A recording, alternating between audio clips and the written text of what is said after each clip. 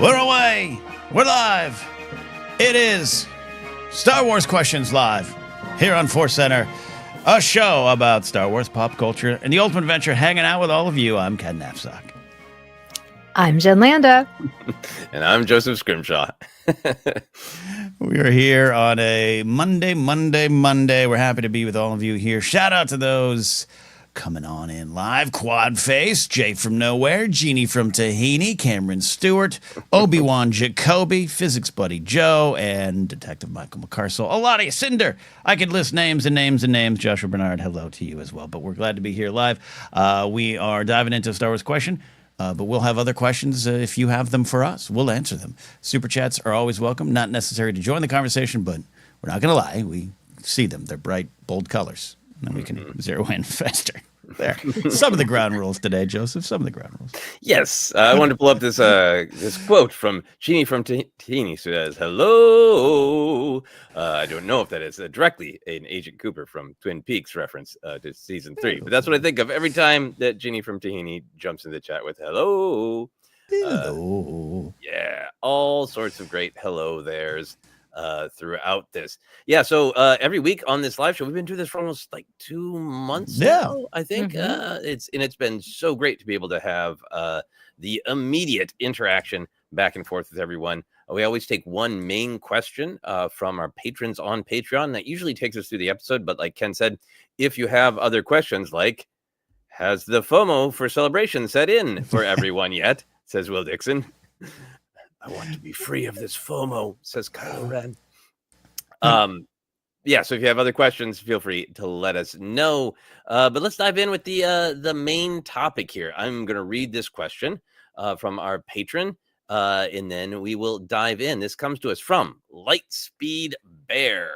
Lightspeed says, I've had a blast with Star Wars content these last 10 plus years, but one issue has begun to seriously hinder my enjoyment of the Disney Plus shows recently. The dialogue. Not all the shows suffer from this, in my view. Big issue. Skeleton Crew was a breath of fresh air, and Andor has amazing writing. But with Mando, Boba, Acolyte, and Ahsoka, I find the stiff, clunky, exposition-laden lines between characters to be extremely distracting to the point of annoyance. Ken, I noticed you start to be a bit more vocal about it recently. And I was wondering what all of your thoughts are on the why of these dialogue woes, for me at least. I appreciate the prequels, and occasionally the original trilogy suffered from this issue, but in the latter's case especially, never to the extent of these shows, in my opinion. Is it just Dave following in George's footsteps, perhaps a bit too closely? Smiley face, says Lightspeed Bear. Would love to hear your thoughts. Like this question because I think it is something that comes up in the community of different opinions about dialogue styles. Also, just want to take a moment, since this episode, this question, Lightspeed Bear is really clear and says repeatedly, in my view, in my opinion, taking ownership that this is incredibly subjective and sharing their subjective opinion. Over the years, we've described ForceCenter as a positive show and positive place. And what we always mean by that is we are more than happy to discuss things that don't work for us in our beloved saga, but we want to be positive and respectful in the way that we talk, particularly when we're talking about something that maybe doesn't work for us. And I think, to me, that's really important for us to challenge ourselves to do as the hosts, and to ask everybody in the chat to do that, especially when we're talking about things that might not work for us. For me, I agree with Lightspeed Bear, for example, in some instances of Ahsoka, where the dialogue doesn't work as well for me. And I can go down my litany of the why, and then I'll see somebody online talking about how that's their favorite line. So to me, there isn't a correct. It is subjective. And there are Ahsoka lines and beats that don't work for me, and they clearly work great for other people. And I'm far more interested in talking about why things do or don't work for us as individuals, because then I think we kind of learn something about one another, rather than going in with blanket statements of this writer did a bad job, this actor did a bad job. So I would love to keep it to making room for everybody's opinions to be respected. Ken, any thoughts on my preamble? You know, it's valuable. It's what we do here at ForceCenter. If you're relatively new, we've been, slowly ticking up subscribers, close to 10K, all those things. But we've been here for 11 years now, and this is what we are about. We are about everyone at the table. We can have some fun. I have some strong opinions. If you get a drink in me, I might tell you, but that's not the vibe here. That's not the ForceCenter community. So even though Lightspeed Bear called me here, called me out by name here, so I must answer my accusations here. I do agree with you in a big way. We are all here, and what is if for another person, it can be life changing for another one. Mm-hmm. Jennifer, any preamble thoughts before we get into the topic? I think time is the key. Time can change the way that you view something. I've seen it with myself. So I may have strong opinions now about something, and then I'll watch it 5 years from now and be like, actually, that really resonates with me, and I really, really like it. So I always take it with where it's like, I may not enjoy it now, but maybe later on I will. Mm-hmm. We'll get into it. That's such a great point with time, and I'm sure there's some people out there who still do not enjoy Natalie Portman's performance or George Lucas's direction of her performance in The Phantom Menace in particular. But in terms of the fan base conversation, it feels like almost an issue that's been eradicated by time because people are on board with the that's the culture of the Naboo royalty, that they're partially hiding their identity and just being a royal, a face of the planet, and they're speaking in this measured, specific tone on purpose. And then Padme doesn't speak necessarily like Amidala speaks. To try to present that to someone in 1999 would not have been a friendly or easygoing conversation. But with time, a lot of people, I think, receive the performance that way. So I think time's a great perspective. Yeah, time is, and I listened when George Lucas was like, yeah, it was kind of going for that. It was kind of going for a different era of filmmaking, even, it's noir and this and that. I can get behind some of it, even though some of it, I'm never going to be in front of George to say this. I'd be like, well, I don't know, George, if you needed to go all the way or adhere to it, and that's some of the things that I carry forward, and what we're going to be talking about here today. Mm-hmm. Absolutely. So I want to start with this, Ken, and get your opinion too, Jennifer. For me, when I think of dialogue and Lightspeed Bear's questions, there are two factors. There is the actual writing. There's the what is put on paper. And if you just read the script, would you go, wow, that's a really clunky piece of exposition that isn't, disguised or nuanced. It's not great writing. But then there's also the performance. What is the director wanting? Is the director working with the actor? Does the actor manage to give the exposition personality perspective? So there's the writing, and then there's the performance, which I think is the performance is the director, the actor, and in my current opinion right now, while I'm editing for 8 hours a day, the editor also has a big responsibility in crafting the performance. So when you think about dialogue that you're challenged by, Ken, are you thinking about it from the writing perspective, the performance perspective, or both? I add in directing all three at times. When it doesn't work, it seems to be all three. Where, and I'm not on the sets, but sometimes I've in the last couple of years, I've had moments where I'm like, let them cook, man. Let them just go. But it's also starts on the page, and that's where I've rubbed up against it the last couple of years. And I agree. And Skeleton Crew was, this, please. This is kind of what I was going for. But when it works for me, this is what's fun about the conversation. When a show works for me, because the Book of Boba Fett works for me on a level that it does not work for other people. And it might be the clunkiest of the clunkers in terms of dialogue. It doesn't bother me, right? It's a fantastic little thing that goes on in your brain where you're like, I'm invested, so I'm in. Where I was less invested in Ahsoka, and I was like, is everyone Rick Ollier? Like, is everyone Rick? Like, what is happening here? And that's just, I have to acknowledge it up top before we even go any further. Like, do you like the Beatles or the Rolling Stones? You sometimes can't figure it out. You just know. Mm-hmm. That's also a really great point of how forgiving are we based on everything else that we like. And maybe I think that's what the subjective thing of, like, for you, when Boba Fett or Fennec Shan maybe says something some blunt dialogue, some blunt exposition in a really straightforward, minimalist way without a lot of emotion, do you feel like that's true to the characters? Is that why you're going like, yep, on paper, blatant, clunky exposition, but coming out of your mouth, I believe that's how Boba Fett talks versus I don't believe that's how Sabine talks or whatever. Yeah, I think that's a little bit of that. I'm thinking some of my again we are. I'm acknowledging that I'm less invested in this Ahsoka as others are, but there's some moments with Hera and Carson Tiva where I'm just like, what? Like free it up. Use words that are smaller, less syllables, crunch them together, and that's not, and it's again writing, directing, acting. It's all of them coming together. But again, Din Djarin is it's just this is kind of what started the era off in terms of streaming, where I'm like I'm on board because again, to your point, I think I accept that him and others in that particular section of that story talk like that. Mm-hmm. Jennifer, how about for you? Do you think about it more from a writing perspective, or for you is it more about a performance perspective when you're challenged by dialogue in Star Wars?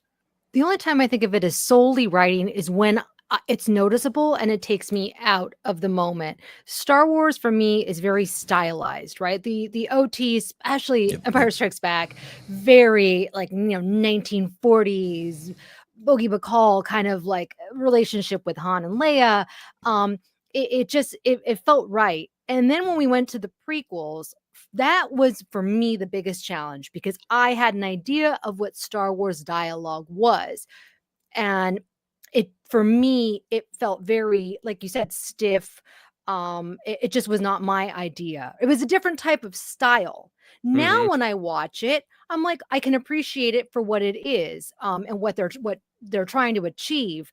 With Ahsoka, I do have a difficult time with it, but I don't think it's just the dialogue. I think it's everything is just not resonating with me as much, but that's me now. I bet you if I watched that when I was like 17, 18 years old, I would have found so much meaning and like things from it that would have been really helpful for me growing up. The Acolyte, I really enjoyed. I know that some people had problems with the dialogue. Mando and Grogu, it is what it is. This adventure serial. I think it just depends on the project and what you're kind of looking for. But Andor is like another level, right? But again, it's a different style, so it's hard to compare them all. For me, Andor is in the question and it's going to come up, but I don't even need to go to Andor to have this discussion. I need to go to episode 7, 8, 9, Rogue One, and Solo, where we didn't. I didn't run into any of this. The opening scene of Rogue One is one of my favorite scenes in Star Wars, mostly because it's just Ben Mendelsohn being Ben Mendelsohn.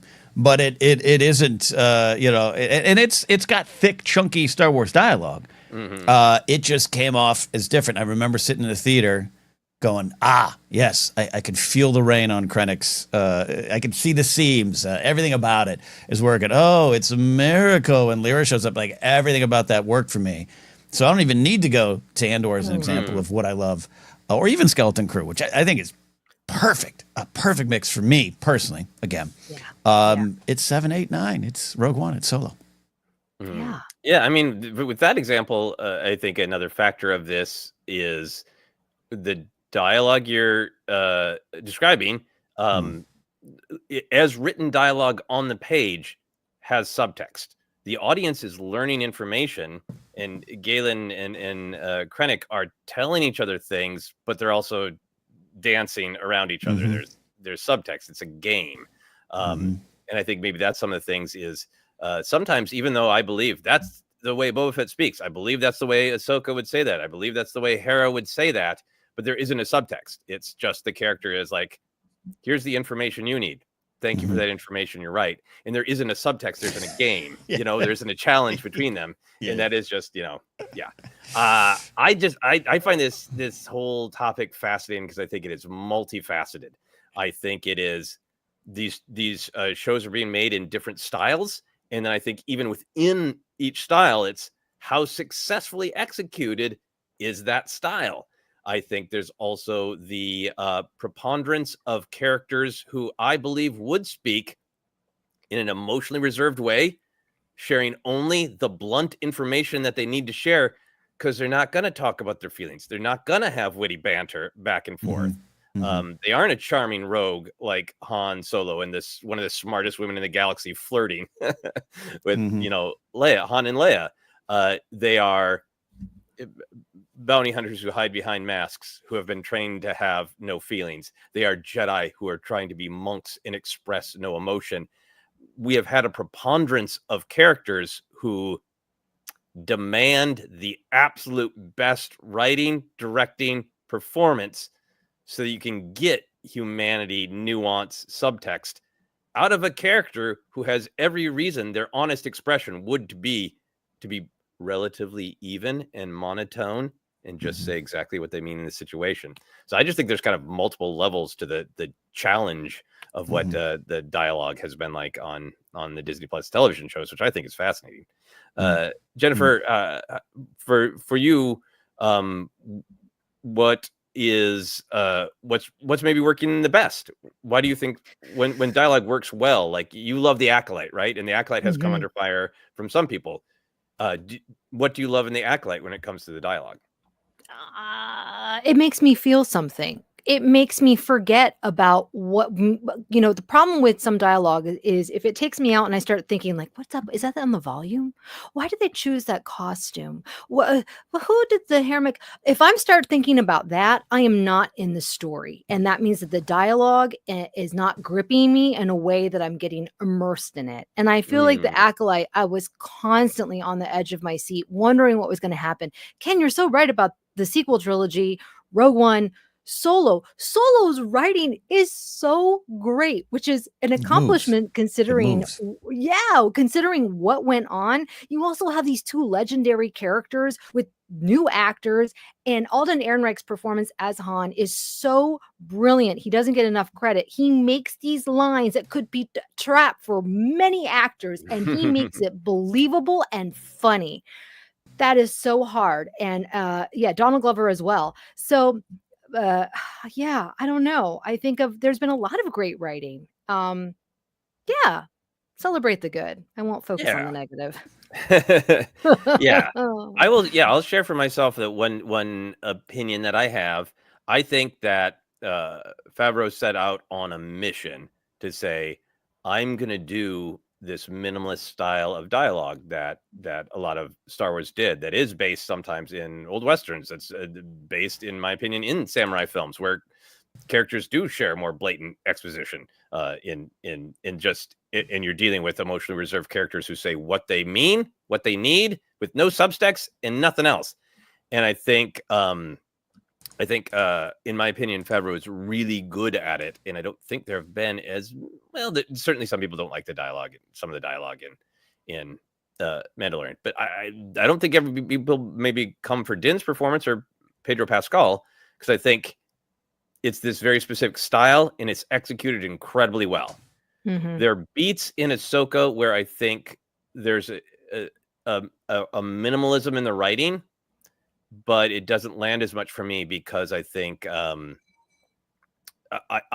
and Ahsoka feel like more emotional characters to me. And I know that they've both been through trauma, and I know that they're both holding themselves back. But there are moments where it feels like there's minimal writing where Din says a few words and you sense a mountain underneath it. And there are like moments in Ahsoka, which didn't work for me, where, Ahsoka or Baylan are kind of asked a question and they're like, that's a very serious thing to think about, and then just kind of stare off into space. And it feels like, I don't know what you meant by that. You're hinting at something, but what? And for me, that's just an example of like subjective execution of a similar style of writing. It's just something about the execution doesn't hit for me. Yeah, there's the two words that I love, but they often get debated and maybe confused. And Joseph, you once had a wonderful explanation of the word pacing, and maybe I'll kick it back to you to explain it better than I could. But momentum and then pacing. And that's not necessarily about speed when it comes to pacing. We've talked about this often. Talked about Cersei and Robert Baratheon at a dinner table is a scene with tremendous amounts of pacing to move the story forward because of what they're talking about. I felt at times in Ahsoka, and even at times Acolyte, there lacked a little bit of that plot moving forward because of the words. And there's many times I actually wanted to scream, cut it. This is going nowhere. And I don't get into those weeds a lot. I don't. Whereas momentum, fast paced, skeleton crew, zips. But again, it's not just about the speed, because it could be Jod and Whim sitting down having an emotional conversation, but it's moving everything at a wonderful pace in terms of the story. So those I focus on a lot. So point being, when it doesn't work, and there's moments in Ahsoka that work for me. There's a ton of moments in The Acolyte that work for me. Anytime Mother Anastasia is on the screen, it is often a slow and deliberate scene that is just absolutely transporting me forward in the story. That's an example of it working. Again, we're talking about personal things, but that's to your question, Joseph, of when it's working. That's when I'm just zipped away. When it doesn't work is when I slow down. And the Mando of it all, yeah, Jon Favreau and his team, but mostly him doing the scripts. It absolutely. I bought into it early. Din Queel, I think Queel was one of the reasons it really worked for me. His speech, Nick Nolte's voice, it's very plotting and deliberate, and it's very Star Wars. But I loved every second he was on the screen. And it does, I get it, a little bit later on, it's a little different, and it doesn't always work. Not different, but it works differently. But, everyone's new favorite anti-billionaire, Bill Burr, sitting across from an Imperial officer having that intense scene is an example of it working within its own style. This is such a great point. You're talking about the pacing, and immediately I had the thought of Cyril and Edie at the table together. And what it is that you can have a scene that on paper might seem slow, or you might think of it as slow. But if you have everyone, the actors, the directing, the music, it fills the scene so that you are feeling whatever it is, whether it's stakes, tension, pain, right? And the relationship between Cyril and Edie is so large that just in their silence and the clinking of his cereal bowl, it's like, oh, there's so much happening in this scene, right? It's just fascinating. And yeah, I see what you're talking about with the Ahsoka thing. I'm not sure what it is. Yeah, I'm not sure where it's coming from. I want to throw this out here from Julie K real quick. Loved all the dialogue with Hu Yang, and I second that. I think David Tennant did a great job, and I think the scenes were great, and I think Hu Yang's role was clear, and his personality was clear. He in his conflict was clear of like, I'm a little bit more traditional. And I'm surrounded by non-traditional Jedi, and I'm trying my best to be nice about it. So there was conflict in his dialogue. There's conflict in him as a character, and it was well delivered. So I really, really enjoy that. Ken, were you gonna? I'm sorry, I cut you off to talk about. No, and I definitely want to. If you have anything to say on the pacing thing, you say so well. But just. Their tone, and as you know, too. One of the director's main jobs is to make sure everyone's in the same story, universe, and tone. There's even times, I think, in Last Jedi, I think some of the tones, some of the performances are a little different. Sometimes, maybe even Rise. We can have that conversation another time, but I think it matters. And I think, and some of the things where it doesn't work for me, I know what Balin's doing. I know what shows he is in. I don't know what the show some of the other people are in. That's, again, subjective. But that's where I'm like rub up against it sometimes, too, where some of what we're talking about is a director communicating things. If I in your short film, Joseph, was doing sketch comedy while Amy and Hal were playing a horror story straight, you would have been like, it ain't the Groundlings, buddy. You may have started there. But I don't need you to be like zoinks, and that's not what's happening. But it's one of the director's main jobs is the line of tone. I think that on the same page. But anyways, goes different spots. But I think it affects the dialogue sometimes. Yeah, and I did have to do that for some of the scenes in the horror film where there are lines that are like, yeah, it's funny that the character would say that, but the character is saying that from a place of pain, and you're delivering it like a joke, and you don't need to deliver it like a joke. Say it with pain. And if the audience finds it funny, they'll find it funny. But, those kind of choices are always there. What's been really illuminating to me in this conversation is I do think it is about pacing. And I think what happens in Ahsoka is sometimes the same conflicts are what animate a scene. Ahsoka is in pain. She is afraid to release her emotions. She is afraid to trust other people. In that same conflict is the conflict in many conversations with Hera, right? So Ahsoka and Hera will have a conversation, and the conflict is Hera is trying to get Ahsoka to open up and trust people again and trust herself again. It's a great conflict. but the way the scene is shot and edited, and structured overall is we'll see that scene again a few times. And, in a scene, what you want it to be is two characters want different things, and something's going to break if one of them doesn't get what they want. And what happens a couple times in Ahsoka is somebody nicely, kindly, gently pushes Ahsoka to try to open up, and Ahsoka's kind of like, maybe later. with like Cyril and Edie, for example, when you're watching that scene, and on the surface the conflict is Edie, doesn't think her son's a big enough deal, and Cyril wants to prove he's a big man. Every scene with them, I feel like at any moment Cyril is maybe just going to reach across the table and kill her. And there are scenes in Ahsoka where it just feels like lots of people understand what Ahsoka's going through, and they're having a nice conversation with her. So I think that's it for me. It's just like that level of tension isn't there. Or even with Baylan and Shin, fascinating actors, fascinating characters. And I never have a sense that something's going to break based on who wins or loses this scene. I also think it comes down to like the specificity of the actor's performance, which is a challenge with characters where there's a huge canon and backstory. When you look at Ray Stevenson, right, like his performance is incredibly specific. His point of view is crystal clear. And even though there's a lot of mystery, I still know where he's coming from, what his motivation is, right? With oh my gosh, Ezra, when he bursts onto the scene, incredibly specific, right? Same writer and stuff.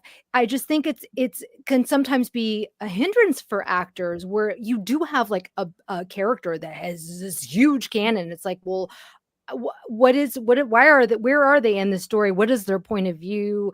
As an actor, you might want to fill that in, but with a Star Wars character, you really can't make it up. You kind of got to know where they came from and where they're going to, right? And I imagine that can be challenging, especially if the character is still their story is still unfolding. I don't know. Sometimes I think about that with Ahsoka. Well, it's interesting watching Hayden Christensen do what I think some of his best work as Vader / Anakin in two shows, both Kenobi and Ahsoka. So we are dealing with the same, writing team, director, editors, and all that kind of stuff. All these things make these projects, and it's again personal taste. But he comes to play, but keeps it within the style. It's still prequel Anakin talking to me, but also to hear that he watched Matt Lanter's work in Clone Wars, not just to see what he did, but just to see what the character went through and was thinking and studying it and everything. It's part of that process that you know so well, Jen. That I want to highlight. I just wanted to highlight Hayden. All right, there you go. Bye. Hayden. Bye. He does a great. Yeah, he's fantastic, and I think it's stylistic choices, and I think he's fantastic in the prequels. There are definitely lines in the prequels where I feel like, George is pretty much on record personally, Mr. Lucas, that's not his favorite part of the job is to talk to actors. And there are still some scenes where like, I love that actor, I love that line of dialogue, I love that theme, but George, take a moment and help that phenomenal actor find the perspective. And I say that as somebody who loves the prequels, and man, if this is the first time you're listening to ForceCenter, please listen to any of our episodes. I love the prequels, but I think it really is about like taking the time to find the personal and find the stakes and make sure that there's fire going under every scene. Yeah. Something, and Hayden's great about that. You always feel like every scene that Hayden's in, you're like, what's he going to do? Is he going to start reciting some inappropriate love poem? Is he going to jump out a window? Is he going to yell at somebody? Like he's got a great tension to him always. Yeah, he does. No, absolutely. I was just thinking of that moment of, and look, you take different takes and everything from different scenes. Let's be clear, you're going to find the best take, and it might be a solo shot on one performer and something from other scenes. I understand how that works, but I go back to Ben Burt having that like wire frame in his brain where he's like, George is taking and he's cutting this actor out. He's digitally put him in this scene. It's an abomination. Like just Ben had that stuff going on where it's like you're messing with tones and it's just you're moving the actors around. But again, that's not new in terms of different shots and different angles and everything. But it's just funny to, George got a You know, again, well, we have memories. You know, Jen, you mentioned up top. It's like we have memories of the OT being of a certain way, and it is. It's you got Harrison doing this. It's a different game, but you know, Luke, especially by Jedi, is pretty. The approach is somewhat clunky with the words, not Hamill's performance, but just like he is a different character. He is the let me say everything calm, quiet, and it, you know, and it works. But you go back as a kid or you go back as an adult, and you see some of the moments a little different. It was already there with George, and there was already the stories that Harrison and Carrie and Mark told over the years of you can write it, but you can't say it. It's part of the charm. It is part of the charm. Yeah. You know, it's interesting looking back. The people have slammed the prequels over the years, myself being one of them. I've changed. I've you know, healed old wounds with that. But like some of the best lines came from Revenge of the Sith. This fantastic writing. I mean, think about all the memes that we have because of these lines of dialogue, and it really is about like the relationship and the stakes and and we know where these characters are headed. There's just so much tension in that film. Oh gosh. You guys are going to go see it, aren't you? Are you going to go see it? I'm seeing Revenge of the Sith, I believe, with Billy Business. Oh, fun. Well, it's interesting about the prequels, too, about, you know, what you talk about the memes and everything, and we're there now. And again, yeah, like Sith, Phantom Menace is one of my favorites to put on. I'm there for the clunk, all right? I love it. But I had this moment in about 2010 or 11. I went to see my buddy Mark Riley. He used to be part of the cast of Star Wars in 30 Minutes. They performed for George. He loved it. And then Lucasfilm said, George wants you to do Star Wars in 60 minutes because he wants the prequels in there. He loves what you're doing. So they did it, and I saw a performance. And there was this weird reaction in the audience when they did the prequels. So they did 4, 5, 6, and then they did 1, 2, 3. We all had this like, oh yeah, some of the dialogue, it's just not as memorable. It's because we didn't grow up with it. Yeah. It didn't find us at 7. Where I'm sure if you were a sci-fi fan who was 30 in 1977, you might have liked everything, but you might have been also like, he wants to go to Tashi Station to pick up some power converters. Like, I'm sure those conversations happened then, and just like I had them in 2010 and 11 range. I think the prequels do have a different style in there. 1 or 2 moments for me that I feel like the creative person that it is like work that scene just a little bit more, and you could find a little bit more in there. But a lot of it is style. It's people have said for years. It isn't rogues and scoundrels and farm boys. It's Jedi and senators, and it is a little bit more of the posh people of the galaxy, and some of that is there in the dialogue. One thing that I wanted to talk to you both about and see if there are any opinions in the chat is I think there is a Jedi challenge that a Jedi wants to be calm and contain their emotions and maybe be friendly and have a laugh. But in general, they're calm, reserved people. And sometimes all they have to say to one another is information. And you can see it from everything from Luke's slightly changed tone in Return of the Jedi, now that he gets it. And to Mace Windu being pretty just firm and direct and no BS. Then you go to some of the modern shows and, you know, Ahsoka really trying to be a Jedi who doesn't, you know, give in to anger, and, you know, she's playing it really reserved in the first half of the Ahsoka show. Some of the dialogue in the Acolyte that comes under examination is Indara and Vernestra and other Jedi just sort of communicating to each other in a calm, hands folded way.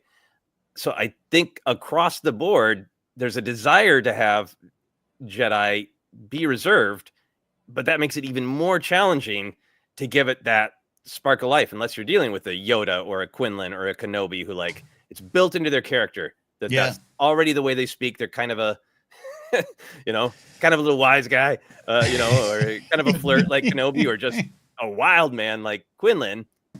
It seems like some actors are struggling with how do I, unless you're told you're the Jedi that has an inexplicable Cajun accent, how do I deliver these lines of dialogue where I'm trying to be a very calm, reserved person because that's my character? Ken, what do you think about the Jedi challenge in Star Wars? It's a challenge, and I wonder where that comes from, right? Obi-Wan, Luke, Yoda are our examples early on. Then we go back, and suddenly we realize, oh, those are the robes they wear all the time. Got it, learned that. And Liam Neeson does a spectacular job. I think he sets the template, whether intentional or not. I think everyone looks at that, and I love him. I love Qui-Gon, and I love Liam Neeson's Qui-Gon. I love Obi-Wan in all forms. But look over the history of ForceCenter. You can kind of predict which Jedi I'm going to like. Is he a little drunk? Does he like to smooch? Does he make 9-egg stew? Ken's going to like this Jedi. He's going to, because it's a Jedi outside the lines. And I think some of the moments in Acolyte that I want to be really like the series. Really wanted a second season. Some of the moments are like, does every Jedi have to have that? It's like when I get a script, I was just in a short film 2 weeks ago. If I get a script and I'm like, there's too many complete sentences in this dialogue. No one speaks in complete sentences. What? No one uses that. There shouldn't be this many proper names. Like, no, this is not how we talk. And I think Jedi just naturally, they're more Ki-Adi-Mundi and Mace than they are Rael Averross. I do think you're right. There is an interesting thing that sometimes comes up with the Jedi challenge.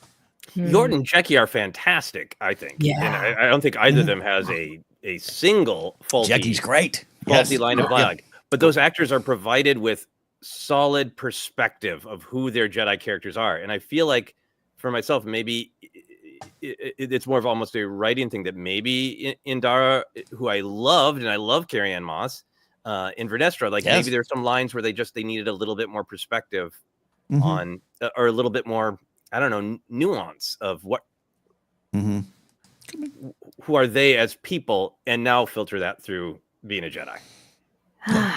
It's a real challenge. It's such a challenge, right? How do you give these monk stoic-like characters life? I look at Ashley Eckstein's performance over the Clone Wars and Rebels, and like what she did with Ahsoka is incredible. I think that's why and I love Rosario Dawson. I've been a fan of her for years. It's hard for me not to compare a little bit from what we got with this Ashley's performance. But it's just different, right? It's different when you're going to be doing it in live action versus voice performance, right? It's totally different. So what I think of is like, who would I want as my mentor? And that's really where I would not want Kenobi from The Phantom Menace. I would absolutely want Kenobi from Attack of the Clones and Revenge of the Sith. He kind of seems to loosen up a little bit, right? Master Yoda, 100%. Like he's just so weird and wild, which should have never worked. A little green puppet. How could we have possibly taken these words seriously? Backwards, like it's absurd. And yet, as I still watch those scenes, I'm like, yes, you're right, Yoda. Gosh, speaking to my soul. Master Soul. I would love for him to be my mentor, right? So I don't know what that is. I don't know. And as an actor, I don't know. It's a real challenge for even the best actors. Totally. Yeah. Totally. Ken, how would you have any other thoughts on the Jedi challenge? No, other than it's part of it. I didn't favorite it. I apologize. Here's Jay from Nowhere. Stoicism can all too easily be mistaken for apathy. Yeah, welcome to my own life, where I'm just often quiet and withdrawn. It's interesting to trace, and Joel saying, a lot of it has to do with George, and George set the tone. He set that template, and it's correct to go back to it to connect the dots. It's always going to be there. That Jedi, not the Jedi Temple Challenge, but the Jedi Challenge. The Jedi Temple Challenge. Yeah, and I think it absolutely can be done. I think Mace is compelling. I think when a character is stoic, what's intriguing is to have a hint of, okay, if they're controlling their emotions and they're successfully doing it, there's still something in there that maybe makes you lean forward and go, but what do they think? Mace is stoic, but firm. And like, why are you so firm? Why are you so good at shutting down this child? And I think maybe that's the thing is giving Jedi who are already stoic and meant to be monk-like, and that's the intent, as Joel Davis is talking about in the chat. Giving them exposition, you need to be extra careful about, because stoicism meets exposition is difficult. And there was a lot of that toward the end of the Acolyte. Jordan Jecki, phenomenal, right? And Jecki was trying to be like, but a Jedi's not supposed to feel things, and so I'm trying to be cool and casual. And Soul was trying to hold on to the monk vibe, and there were layers and layers and layers in his performance, in my opinion. Other people don't like it, but that's a mystery to me. Love it. But then, like, maybe that's it. Is like maybe there are just some moments where a stoic person successfully containing their emotions while giving you information. That's just that's just calling someone on Comcast. Like, okay. Stoic meets exposition is a wonderful. Can we do a video essay on that? The short film I've just did, which is a wonderful thing. Can't wait for you all to see it. I'm not the world's strongest actor, but I had to be at a funeral while delivering very direct exposition lines. It was a bit of a struggle to be like, "I'm so sorry about the loss of your father." Insert name. But it's hard, and I ain't Liam Neeson. Oh gosh, that is yeah. Ken, any other specific dialogue that you wanted to discuss? Any chats you wanted to grab? Yeah. David says this is funny. Translation: should Star Wars dialogue be more gritty? I love that. I obviously we're not just talking about that, but it's sometimes a struggle, and it goes into some negative spaces that not even just for Star Wars, but I just don't like to reside in. I just don't think it's fair to the artists and all that kind of stuff. But there's those moments where it's not about it, being gritty. And David's making a wonderful joke here, but it's not the grittiness. It's just I just want to feel that there's some freedom that had happened in the performances, and that there's some life to it. That even if it is I think one of the problems for me personally is, you got the prequels coming out at the same time as the Fellowship, Lord of the Rings trilogy. Now they're translating Tolkien. You want to talk about a lot of syllables, big words, 3-syllable world, and it just came off differently. Different isn't bad, but at the time it set this why couldn't George have done that? In terms of just the delivery of the lines. And that feeling still carries forward with me sometimes. And when Mando started, a show that I really love, and I've here today, love the approach of the dialogue, the tone poem kind of, how many times in season 1 did you and I, Joseph, go, tone poems? I love this. Minimal. But I thought 7, 8, 9 Rogue One Solo, I thought that era film was more of the energy I wanted for these big Star Wars lines that connected more to Peter Jackson's trilogies versus the prequel trilogies, which, again, I feel we keep having to say again if you're just swinging through. I live and die by those prequels. I love them. I put Phantom Menace on all the time. But I think it connects back to that feeling I had in 2001. Going, but why couldn't Obi-Wan have just a little more freedom of movement in his words, like Aragorn? It hit different, and so sometimes I think I hold to that, and I struggle with it now. In my Star Wars TV. Interesting, yeah, and I don't think Ewan McGregor has a single bad moment. No, in the prequels.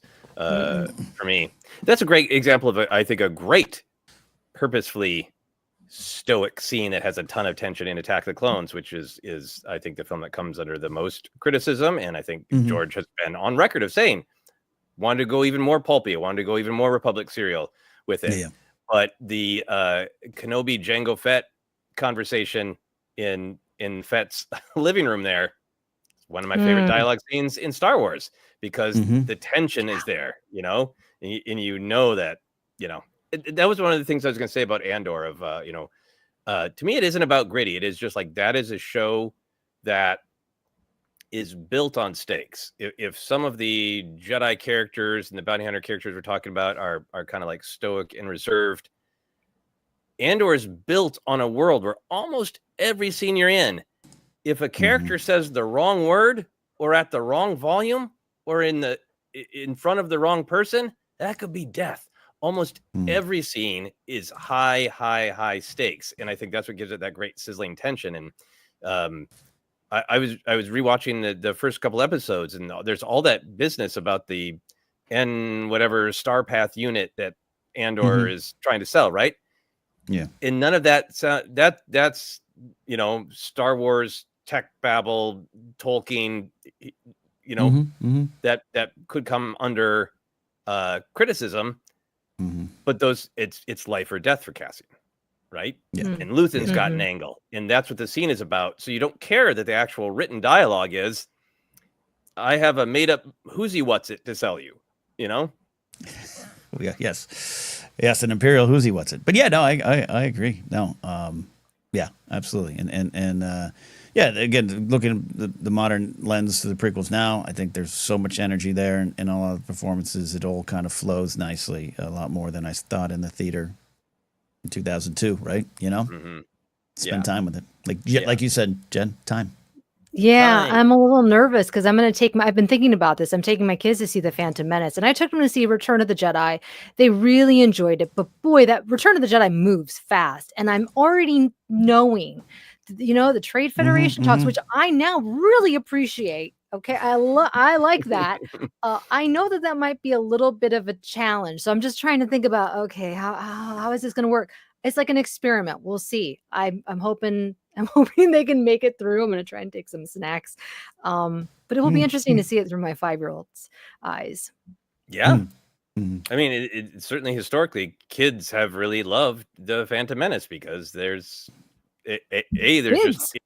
all sorts of stuff going on at all times. Right. In terms of, here's a new idea, here's a new visual. There's a lot going on, and it's also, from a kid's perspective in a lot of ways with Anakin. Right, exactly. Well, they love Skeleton Crew, so hopefully they'll enjoy this. Yeah, and Skeleton Crew was an explosion of emotion compared to some of the other Disney Plus shows, and it has nothing to do with quality. It's you have children who are afraid and expressing themselves. Neil in particular, and you have a pirate who couldn't play it cool to save his life. And that's one thing we're talking about here, as we've discussed before. But Din Djarin, Boba Fett, Obi-Wan Kenobi in a depressive cave, Acolyte, a lot of heavy emotions. So I think they're all doing the right things in terms of the approaches with the scripts and dialogue and things. But yeah, Skeleton Crew was an absolute explosion of emotion and energy and youthful exuberance and discovery. So I think it felt different because it was totally different. Any starred, any super chats, any other starred comments from our wonderful community here? Yeah. I think Jen, this was great. I think you may have favored it, but I want to bring up physics buddy Joe. Yes. So many things I've watched again after having kids. I've seen through parents' eyes instead of my kids' eyes. Then watching again with the kids, seeing it through their eyes. Hook, for example, changes. Steven Spielberg's Hook. You kind of just described that you're going into that situation. I'm going into it. Yeah. No, yeah. Again. No. Okay. Yeah. Well, sorry. I don't know how my Chihuahua reacts to dialogue, but I was going to see. But again, this goes to your time thing. This goes, connecting, listening to people who connect with Ahsoka or Acolyte or any other show that I'm less connected to, even outside of Star Wars, by the way. Is something that's it's important. It's valuable. We all lived through the let's destroy La La Land with a big spiked baseball bat. Until you sit and watch it with someone who moved from Arizona to LA to pursue acting and found themselves completely connected to the story, and you're there on the couch seeing it through their eyes, suddenly I'm like, nah, no one's going to bash that with a baseball bat in front of me because that movie's important to someone. This is why I love discussing the ways we do on ForceCenter, but I imagine kids absolutely would change your view on a lot of things. It's why I love Jar Jar. I really have seen how he's resonated with my older daughter, and I think my 5-year-old is going to love Jar Jar. Seeing kids on screen, seeing Padme, I think is going to be really important, which is why they loved Skeleton Crew, because they saw, girls that they could look up to, and we still call the boys at school Stinko boys. So it's just going to be it's going to be really fun. It's going to be really fun to see it through their eyes, and it'll give me a new appreciation. Yeah, I can't wait to hear the tales of your daughter's reaction to Phantom Menace. Yeah. They get mad about trade policies. Great stuff. Let's see. We got Get some other questions if we move out of the dialogue we can get to on the super chats. Thanks for that. Eli has a follow-up. People's obsession with grit these days is so damn strange to me. A lot of people online fandom lost their sense of wonder. It makes me sad. Yeah, I agree with that. It's sometimes I put it as in the pursuit of whimsy. Have you lost whimsy? Because I've mentioned before, but like I had someone old roommate who spent years living together, and you know, we all have our certain favorite kind of things to watch and everything. So it's never about you're wrong, I'm right. But it was just like he made a point to make fun of the things I liked, and it was just like, because you have no whimsy, man. You know. So even this even goes for Lord of the Rings, which I could sit here and say has a different presentation, and everything, but he just hears the word goblins or dragons or he's out, and therefore all of it is dumb and pointless. And I was just like, whimsy, man. You're too serious. You're too dour. So Star Wars is full of whimsy. It's full of, you know, a lot of buy-in from the audience on magical, mythical things. It's hard for some folks. Yeah, I try like.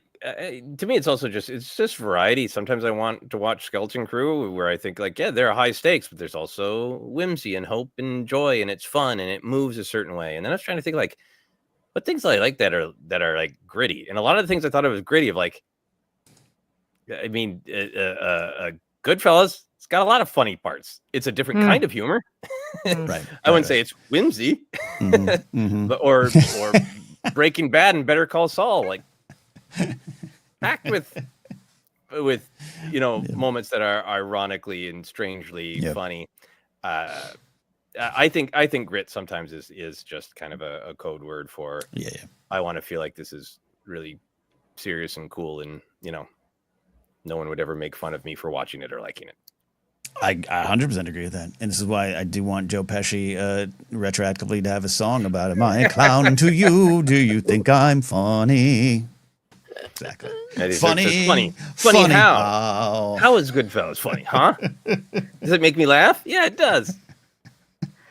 Funny like a clown? I amuse you? Yes, I do, Screwbar. Funny like having to stop for food at your mom's house with the body in the... Yeah. Zach Chewbacca. Hey, Zach. Thanks for checking in. It's hard when people have extremist views, like my dad who thought Andor was too dark and Skeleton Crew too light. We needed the porridge right in the middle. I love being flexible, enjoying everything there. Yeah, and I you know, carry that approach into it. And like I keep like, there's some things in Ahsoka that's absolute love, and I can't wait to revisit. There's I'm gonna do that as Acolyte rewatch after Andor, and just. I'm here for that buffet, and I put on my plate food from every section constantly, and always will. I'll tell you what. Right now, I kind of wish that Ahsoka season 2 was happening, and Andor maybe later, because right now Andor is going to be really emotional with everything that's going on.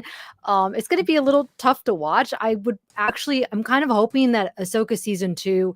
It really leans into the mystical and like the weird and wild and philosophical. That's really, I need that right now. I think we're going to be getting a lot of death with Andor. I don't want death. Oh yeah. And I want to acknowledge too, then we got a super chat from Joel Davis I want to get to, but as well, but like, you know, the some of the stuff in Clone Wars, the going to the depths of the magical and the weird and the mysterious are, I think, slightly easier to pull off in a grand way in animation. I think we saw World Between Worlds in live action worked, but if we go to Mortis and there's a giant kind of force ghosty kind of creature, or the sun is there or something. I think you'll have people run up against it in similar to the ways you're talking about, Joseph, of like, what am I watching? We mentioned all the time, but the Game of Thrones thing of the people in my life who are like, love it. And the next week they're like, wait, there's dragons in it? I don't know. I don't know about this. Come on. There are many HBO shows you can watch where people are angry and have sex that don't have dragons. So just go watch those. Imagine season 3 of Boardwalk Empire. Nucky Thompson wrote a dragon. The whole thing. Yeah, I mean, I love Boardwalk Empire, but once I realized that there weren't going to be dragons in the final season, you're out. I bounced. At best. I will finish Boardwalk Empire. Yeah. Joel Davis. I wanted to say, Yeah, sorry, yeah, real quick. no. I wanted to say about Ahsoka. I'm so excited for Ahsoka season 2. There's so much things that I did love about Ahsoka season 1, but I want them to go so far in the weirdness. I want to see how people react when Ahsoka jumps into the air and Rosario Dawson, morphs into some sort of golden force eagle, like the kind of stuff that happens in Mortis, Oh my gosh. That's what I want. And the Star Whales for me in the series worked, which is funny because, on Collider Jedi Council, I used to be, it wasn't that I was against the space whales, the Purgle. It was like, I kept saying, you all want, at the time, it was like they wanted Dave in live action. And I'm like, if Dave took the space whales to live action, a lot of you, who I know personally, would be like, what is that weird bleep? And so it works a little bit here in this corner, but I think it successfully, for me, moved over to live action. I think that's a great example of where now we're going beyond the dialogue, but that's kind of what we're talking about here. The tone. Yeah. Anyway, Super chat, right? Super chat, Joel Davis, thanks for the generous super chat. I hope we get to a day where a future Star Wars director looks at prequel dialogue and goes, I want to replicate because it's their Star Wars. Yeah, and I think there's a lot of that within Dave, though he was definitely our age bracket at the time and walking around the Burbank AMC up the street from me in a Plo Koon outfit. Oh my God. But yeah, that is also part. I mean, that's to me also some of the Acolyte stuff with Leslie Headland. She wrote. She's a prequel kid and she's a Legends kid and EU kid. Like she wrote to that. That was her Star Wars, and I do celebrate that. Even if some of it at times I'm like, oh yeah, I don't know, I'm an OT kid, but then come on, Palpatine, Return of the Jedi had some of the same kind of style lines. It was always there.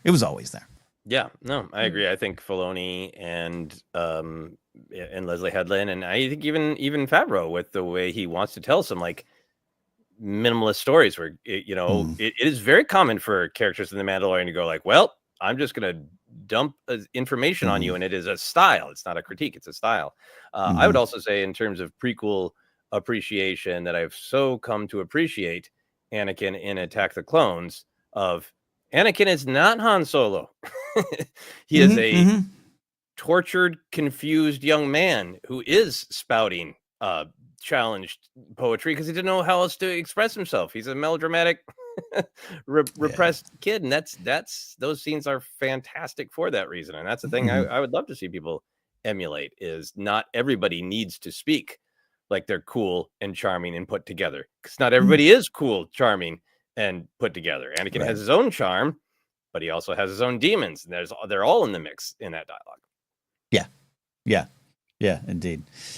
Yeah, there's no Han Solo in the prequels was an interesting 1999 to 2005. Well, by 5, I think it had burned off, but yeah, I remember having that feeling.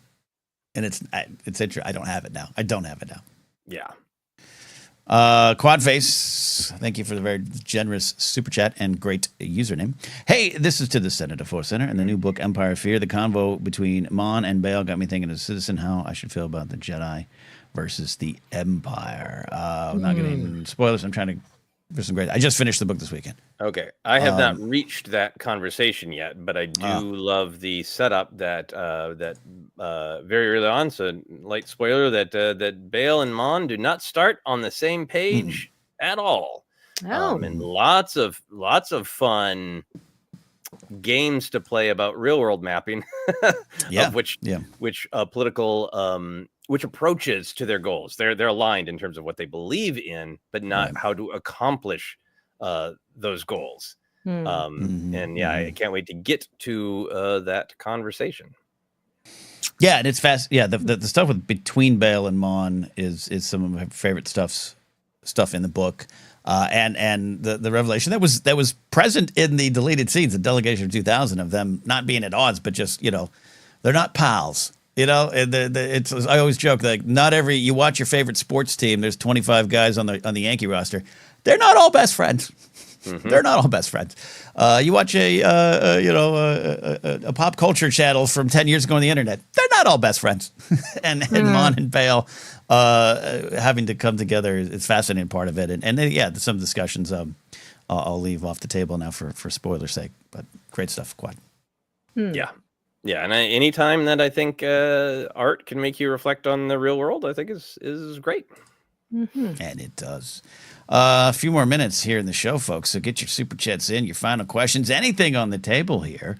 As we clear. Yeah, go for it. A couple of things we had started, I think, just kind of good points about different ways to process dialogue. Jamie Bros said, I had to challenge myself to hear the dialogue through the character and not through the lens of what I wanted or expected to hear. I think that's a really great, direct way to say, I think, some of the things that I feel, and I think certainly we all feel about. If you show up at a party wanting everyone to be Han Solo and Leia, you're going to be disappointed. Because that's not, it's a great point. And even after 11 seasons of ForceCenter, I absolutely I think today I'm trying to be open and vulnerable and honest about some of those moments in recent Star Wars, or all of Star Wars, where I just it didn't line up for me. And what Jamie's talking about is what we have to practice, what we preach with ourselves, right? Ahsoka, as I've said ad nauseum, was a big challenge point for me, where I was like, but I have to listen to my own words and connect, or connect with the people who connect with it. Yeah, and I think my Ahsoka challenge is, I like all the characters, I like all the conflicts, and I just kind of felt almost like that I wanted to get where we were going faster because I care, because like I want Ahsoka to get to that point where she faces that challenge. I want Hera to make the decision she ultimately does and go, nope, I'm bending the rules because this problem is important. And I think for me, it was just a feeling like the slow burn was too slow for me, and that came from a love of the characters and a love of the ideas. Yeah. It's another it's another ForceCenter. Maybe we'll do a Patreon exclusive of when Star Wars hurts. I always joke, like, sometimes with my friends out in the real world, I'll say I don't like blank in Star Wars, and they'll say, but it's doing this, and I'll be like, you can't ForceCenter me. I've been doing this for a long time. I know how to make people think again about Star Wars that they don't necessarily love right away. There's just sometimes some actual technical things or some performances that do not work for me. And there's a lot of dialogue sometimes recently that's why this question had me by name, where I just was like, I have to be honest that this does not, I get the intent behind it, but it's just not working for me. And that's okay, because we're still here celebrating Star Wars. Yeah. Star Wars is like a relative for me. It's like I love Star Wars. I love Star Wars with all of my being, but sometimes I don't love Star Wars behavior. And so, it's like, I don't like your behavior, Star Wars. I know you can make better choices. I liked what you did yesterday. That was really good behavior. But I will always love Star Wars. I think that's a great comparison too. Because, like, I don't expect my family to be perfect. I don't expect my friends to be perfect. Mm-hmm. And so sometimes it's like, yeah, that didn't work for me. And I was like, well, when my relative did that pissed me off, but I'm still going to Thanksgiving. I feel that way about Star Wars sometimes too. Of like, not sure about that choice, but I'm not canceling my subscription. Your family, like, gotta see them at Thanksgiving. We're gonna have to talk about this. Too real. Sometimes I just want to sit in the corner at the kids' table, eating my mashed potatoes and gravy. It's like Skeleton Crew. A couple comments. Yeah, a couple of comments left out. Physics Buddy Joe, the world is, quote, lived in, and that includes clumsy dialogue. That's real life. I agree with that. Joel Davis said this. I love this. So Phantom Menace is greater than A New Hope, which I find boring a lot of the time. I love that take because I remember one time I was at a birthday party and friends. One of them was Roxy Stryer, and one of her friends was talking, and they were talking about Star Wars, and obviously, Ken's a Star Wars guy, blah. And someone was like, I showed so-and-so person the original trilogy. They had never seen it. And this was a person in their late 20s, and they were just like, no, these are old, and God, it was from another, it was like they'd shown someone a talkie from 1927 or something. It was just such a great, real reaction, and no amount of me going would change that experience. And that's exactly what Joel's saying. But I love that. I'm just like, yeah, no, my relationship with New Hope is not that it was the new great thing on the playground. It's a thing that I had to find out was behind the prequel trilogy. Yeah. This is it. This is it. King Sport Cal. When my daughter was 11, she said A New Hope was boring. I agreed with her, and we still watched it anyways. Yes, my 9-year-old, I made her watch A New Hope, and every time she's like, "When's Leia coming back? When's Leia coming back?" We had to like fast forward through I was like, "No, wait, you got to see this part, the Death Star." Oh my gosh, I think structurally, it's that the beginning of New Hope, now that we're not sort of blown away by the visuals. Right. There's a lot of that. Yeah. 3PO and R2 fumble about on the desert a bit before the plot gets into gear, and I can understand how that would be hard for some viewers. Same thing with Phantom Menace. I'll put this up because I agree with it. The 8984M, A New Hope equals a Phantom Menace. They have equal amounts of McClunky.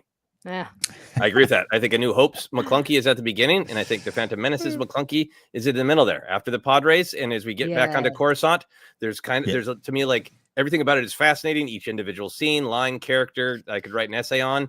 But overall, as the structure, it slows down a little bit because you're kind of like resetting. Now, where is everybody at? How far along are they in their goals? What do they want? And then it kicks back in when they decide to go to Naboo. Even though I love all those individual scenes, they're some of my favorite scenes. Structurally, for our connection with what do the characters want and why are they doing what they're doing, there's a little sag there.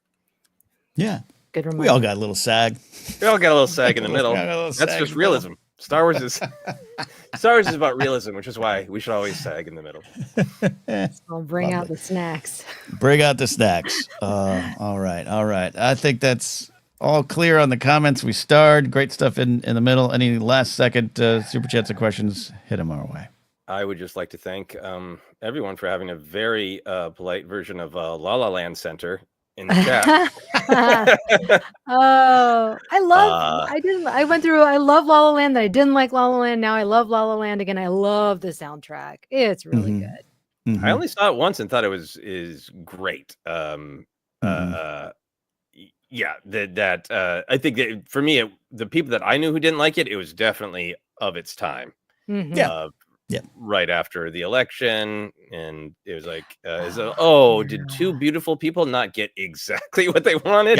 That was a reaction I heard from friends. I also heard some friends who are big musical people who were like, they wanted a musical to be big, bombastic, not kind of a little bit more the light jazzy musical that it was. Love it. And I like the film a lot. I do too. It's good and at times a little too real, but yes. I like watching Emma Stone magically teleport around my neighborhood. Yes. She walks very close to my home. Yes. And teleports to somewhere that's also close to my home, but not there. And then they enter a door that's near me. I didn't know there's a scene that's shot near me. That's a door to a place that's near you. Hollywood. What's your name? I want there to be the actual portal between Bordner's and Smokehouse. If there was a real portal between Bordner's and Smokehouse, that would solve all of my transit problems. Absolutely. Yeah. Oh, absolutely. All right. I think we did it. Yeah. We did Star Wars Questions Live. We had a lot of fun. Thank you all. And thank you all, as always, for those in the live chat. ForceCenter friends always just absolutely do a wonderful job continuing to build what we do here, which is have fun discussions, honest discussions, but also work towards a common goal, celebrating Star Wars. We really appreciate that. And that is even stronger in our Discord, so head on over there. All right. Any final thoughts from you, Jen, Joseph? No? All right. No. And it's time to warm up my leftovers. Lunch will be here soon. You can follow us on social media at ForceCenter Pod. You can get our podcast on wherever you find your podcast. Just search, you'll find us. Don't forget, on Sundays, audio only, we re-release Databank Brawl, working our way up through that series. And I think this week is episode 66. It's a fun one. I listened to parts of it this week when I loaded it in, so check that out. You can buy merch at tpublic.com/user/ForceCenter or down below in the Fourth Wall shop if you're watching on YouTube. If you're on YouTube, give us a like, leave us a nice comment, subscribe. We're getting close to 10,000. That would be a lot of fun if we can reach that. And you can support our Patreon at patreon.com/ForceCenter. Follow me at Ken Napzok or KenNapzok.com. Jen, where can they find and follow you and get the final results on the Phantom Menace experiment?